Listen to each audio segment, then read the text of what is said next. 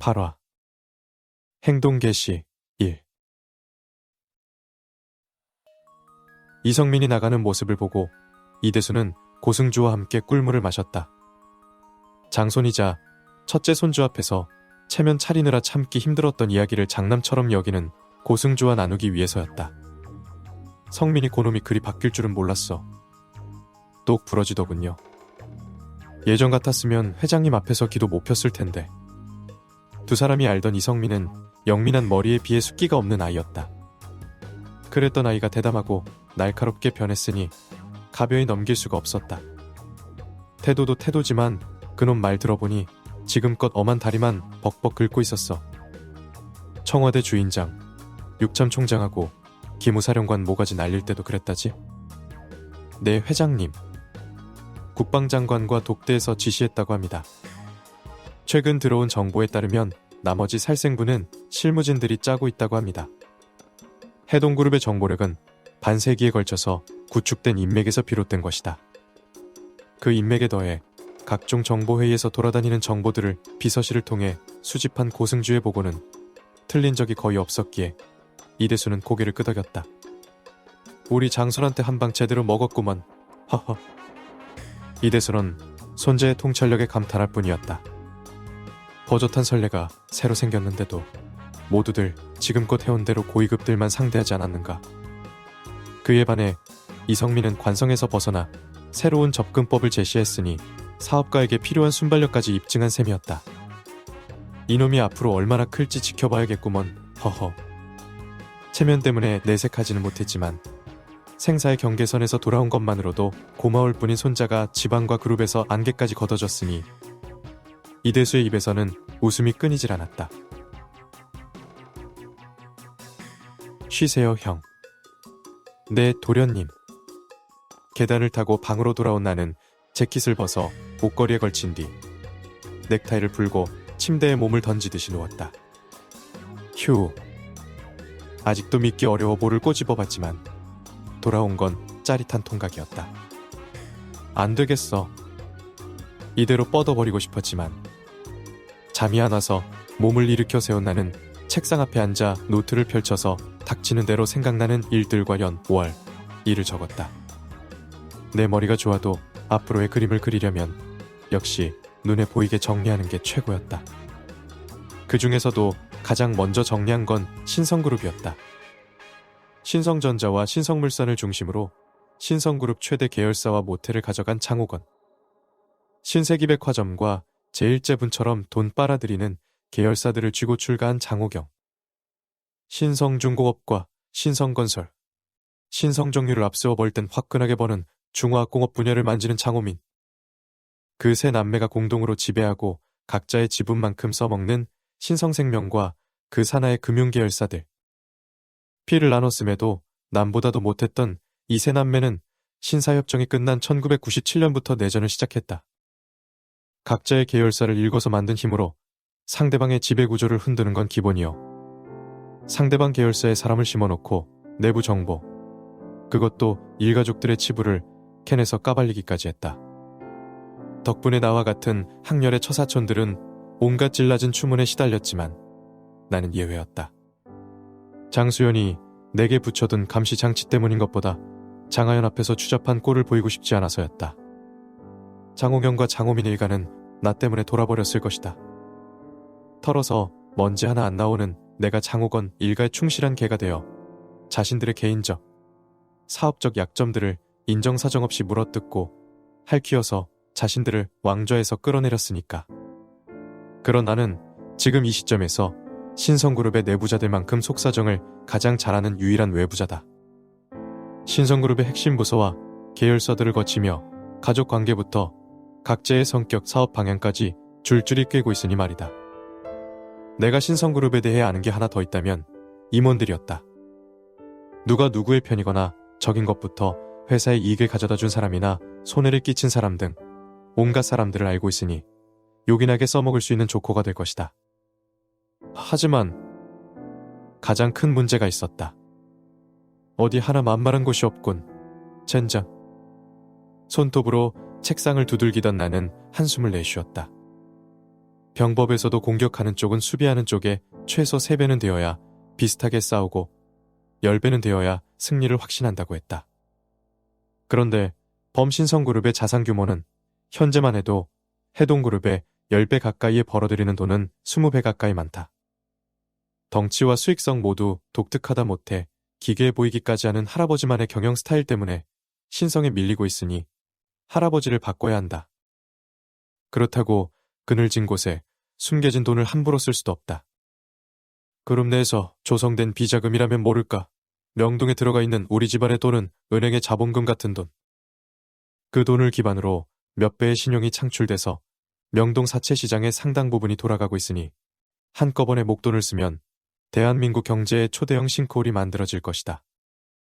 여기에 신성을 제외한 국내 재벌들과의 충돌, 몇 년 뒤 닥칠 외환위기까지 생각하면 국내에서의 불필요한 사세 확장은 안 하는 이만 못한 일이다.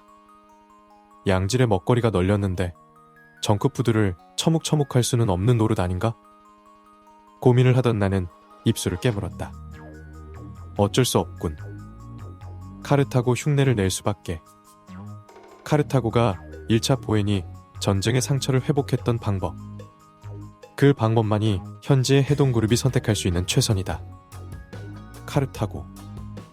제1차 포엔이 전쟁에서 로마에게 진 뒤 국력 회복을 위해 하밀카르 바르카의 주도로 히스파니아에 진출했다.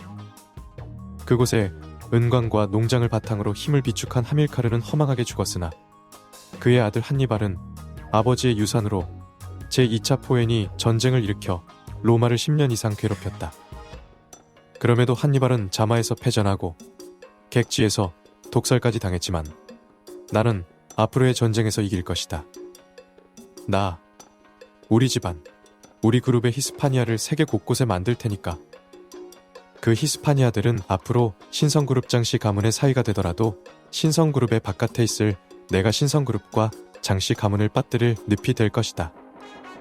신성그룹 계열사들을 천천히 집어삼킬 늪. 장씨 일가가 이유도 모르고 허우적거릴 늪. 그 늪들이 선성그룹과 장씨 가문을 집어삼키고 나면 우리가 그 위에서 번창할 만큼 단단하게 굳을 것이다. 아직은 요원하지만 나는 그날을 떠올리며 내 기억들을 노트에 쏟아냈다. 다음날 아침 6시 50분 강남 테헤랄로 해동그룹 쌍둥이 사옥제 일본관의 비서실장실 옆 회의실에는 고승주 실장 이하그룹 비서실과 계열사 기획실 관계자들이 회의실에 모여 있었다. 늦어도 매일 아침 8시까지 모이는 그룹 내 브레인 집단이지만 오늘따라 더 빨리 나오라는 고승주의 최근에 모두들 새벽 5시부터 일어나서 회의 10분 전까지 들어와 기다리고 있었다. 처음 있는 일이기에 그들의 얼굴에는 긴장이 가득했다. 회장님 지시사항이다. 자리에 앉은 이들이 침묵한 채 고승주의 입만 바라보고 있었다. 오늘부터 조용히 빠른 시일 안에 그룹 비자금을 회수한다. 고위공직자 재산 공개가 끝나기 전까지 서둘러야 해. 상석에 앉은 그의 서늘하고 단호한 눈빛을 본 그들의 목을대가 꿈틀거렸다. 물산, 네 실장님, 배 대표님, 태 대표님 뵙고 현금 보관 협조 요청해. 백화점 물류창고, 항만 보세창고에 컨테이너 박스. 뭐든 동원해야 한다고 말씀드려. 가명과 익명은 전부 인출할 거다. 여의치 않으면 백화점 상품권으로 바꿔놔. 돌아가는 대로 보고하겠습니다. 편리성이나 수익을 따지면 은행에 보관하는 게 최고지만 언제든 꺼내 쓸 현금은 있어야 한다. 주민등록증을 던져주면 찾을 수 있는 차명 계좌는 몰라도 없는 사람의 이름으로 만든 계좌들은 그대로 둘 수 없었다. 보안 유지 철저히 해야 한다. 믿을 수 있는 놈들로 불러서 작업해. 알겠습니다. 군기가 바짝 든 해동물산 담당자가 준비해둔 수첩 위에서 바쁘게 손을 움직였다. 종금. 네. 종금의 그룹 비자금 묻을 거라고 조 대표님께 말씀드려. 다른 은행 신규 차명에도 묻어야 하니 계좌가 많이 필요할 거다. 얼마나 준비하면 되겠습니까? 실장님. 조심스레 물어보는 와중에도 해동종금 담당자의 얼굴은 멸치털이나 새우잡이를 하는 사람들의 주민등록증까지 명동 사채시장에서 긁어모아도 부족할 거라 여기는 것처럼 보였다. 최소 1000개. 기름칠 잘해도. 아무렇지도 않게 말하는 고승주와 달리 담당자들은 마른 짐을 삼켰다. 은행 지점장들을 구워 삶아 만든 계좌 하나당 수억 내지 100억 단위의 돈이 들어가는데 최하 1000개라니? 네, 실장님. 바로 조치하겠습니다. 해동종금 담당자가 펜을 계속 놀리는 와중에도 고승주는 건설 담당자를 불렀다. 건설. 네, 실장님. 차명으로 된 동탄, 판교, 연기, 이서 땅 전부 건설과 물산에서 매입할 거다. 다른데 사둔 땅들도 마찬가지야. 해동건설 담당자가 마른 침을 삼켰다. 해동건설은 매출이 작아도 부채 비율 50%의 현금도 1천억 이상 쥐고 있는 건실한 기업이다. 그룹 비자금과 별도로 움직이는 자체 비자금도 많아서 전국에 1000만 평 남짓한 땅을 쥐고 있고 급할 때는 회사에서 발행한 어음 수백억을 액면대로 인수해서 묵혀둘 정도다. 하지만 액수가 너무 큰 결정권 밖의 일이기에 담당자의 이마에는 식은땀이 맺히고 있었다. 실장님.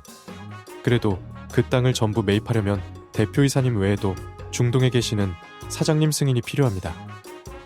손수건으로 말까지 더듬으며 이마에 맺힌 땀을 훔치는 그를 보며 고승주가 손을 내저었다. 어젯밤에 연락해뒀어. 처리하라고 했으니 현금화하면 전부 인출하거나 새로 만들 계좌에 태워둬. 네, 실장님. 고승주는 건설 담당자의 얼굴이 밝아지는 와중에도 나머지 계열사 담당자들에게 관련 사항을 전달하고서야 가장 중요한 지시사항을 꺼냈다. 그룹 인맥 총동원에서 정부 동향 파악해. 금융실명제 관련 부서 실국장급 이하 실무진 동선 철저히 마크하고. KDI의 연구위원들도 마찬가지야. 그건 모두들 과하다 싶은 지시에 모두들 영문을 모르는 듯했지만 물을 마시고 숨을 고르는 고승주의 눈빛을 마주하고는 표정을 다듬었다. 인사 이동, 사무실 변경, 해외 출장, 전부 눈속임이다. 부족한 눈, 귀는 걱정 말고 계열사 대표님들, 고모님들께 말씀드려. 판공비는 무제한으로 밀어드린다고 해. 고승주의 지시는 돈다발을 주머니에 꽂아주든 술을 입에 부어넣든 여자를 옆구리에 끼워주든 금배지들과 공무원 나리들을 구워 삶을 모든 수단을 쓰겠다는 것이었다. 그것도 모자라서 그들을 미행하고 감시하라니 잠시나마 도망자에서 추적자로 바뀐 상황에 모두의 입꼬리가 슬며시 올라가고 있었다. 그렇다고 막 쓸 분들도 아니겠지만 말이야. 실장님도 참. 책상 여기저기에서 피식 웃는 소리가 들렸다. 계열사 대표이사들과 고문들은 해동그룹의 67년 역사를 일군 1등 공신들이자 주주들이다.